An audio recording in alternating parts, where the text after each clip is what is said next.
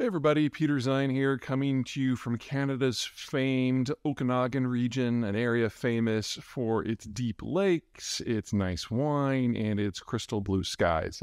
But maybe not today, because it's just as smoggy and smoky as the rest of the continent is going to be for the rest of the summer. Anyway, I want to use today as an opportunity to talk about some of the agricultural things that are going on in the Ukrainian space. Specifically, we now have a coalition of 5 EU countries that have decided they're not going to accept any shipments any longer from Ukraine. They'll still allow transshipments, so it's not like the stuff is completely gone now, but they're not going to take the deliveries themselves. You've got 5 countries: Poland, Hungary, Slovakia, Bulgaria, and Romania, all of who are relatively significant agricultural producers for a lot of the same products that come out of Ukraine. And what's been happening is the Ukrainians have lost the ability to do their normal export systems. Normally, they would ship everything out by water down the Dnieper, get it packaged at a place like Nikolaev or Odessa, and then shipped out to the wider world. Or they would process it and crush it, in the case of sunflower, at home, and then ship out the intermediate product. They can't do any of that right now. Power grid is not stable enough to do the crushing, and most of the crushing is in ports, several of which are under Russian control. And the Russians have the ability, because they have naval supremacy in the area, to prevent any sort of bulker from coming or going without their express say-so. Now, there has been a deal in place that allows the Ukrainians to export somewhat. Basically, the Russians insist on inspecting the bulker on the way in and the way out to make sure it's not being used to smuggle. And that deal is basically fallen apart now. So it's been going less and less and less over the winter, and now it's basically defunct, and the Russians are indicating that they really have no intention of re-upping it at all. Now, this used to be 80%, almost 90% of Ukraine's exports. You can rail stuff out, but now 3 problems. Number one, there's a different rail gauge between the European Union and the former Soviet world, so that's a problem. And there are only so many carriages that can adjust. Number 2, all of the countries that are on the edge, Poland, Romania, and the rest, they're all grain exporters themselves.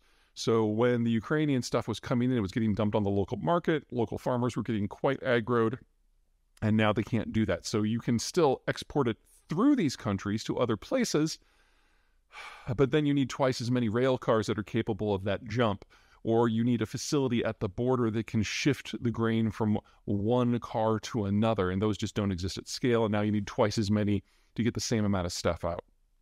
So all told, with these 2 problems in place, you're looking at Ukrainian grain exports dropping by roughly 80 to 92%, and there's really no way around that. The third problem is that processing stage. The Ukrainians, while always being a significant exporter of the raw stuff, also did a lot of crushing specifically for their sunflowers. Well, with that crushing now inaccessible, they need to find another facility. There are facilities in all 5 of these countries, but they process local stuff. So once you process an agricultural commodity into things like oil, it takes up a lot less space. It's higher value to bulk. Well, not only are the Ukrainians not able to do that now, so they've got this higher bulk, lower value product, they have to send it farther. And it just takes too much effort and too much cost, and there's not enough infrastructure to support it. They've been trying to build out the rail system. They've been trying to bring in more rail cars, carriages, but it just hasn't been enough to move the needle. And so even without the Russians deliberately attacking the agricultural infrastructure, which they are doing, you're still looking at that 80 to 90% reduction in the ability of Ukraine to participate in the international market. The biggest losers, aside from the Ukrainians, of course, are the Egyptians, who source the majority of their imported wheat from Ukraine specifically. But there's a large number of countries in Africa and in South Asia that source ultimately Ukrainian and, to a lesser degree, Russian wheat. And we're going to see all of them get hit to a significant degree. The question will be, if we get to a point where the Russians start actually targeting shipments themselves. We're not there yet. It's probably just around the corner. The only way that this is going to change is if the Ukrainians get access to the water again. And that means if this counteroffensive that they've just launched is successful, it would have to include, at a minimum, the liberation of the entirety of the Crimean Peninsula, because most of the grain goes down the Dnieper River to Odessa. And as long as any part of that route is within range of Russian weaponry, it's just a no-go. So you're talking about the Ukrainians would need to liberate the entirety of southern Ukraine and the entirety of the Crimean Peninsula.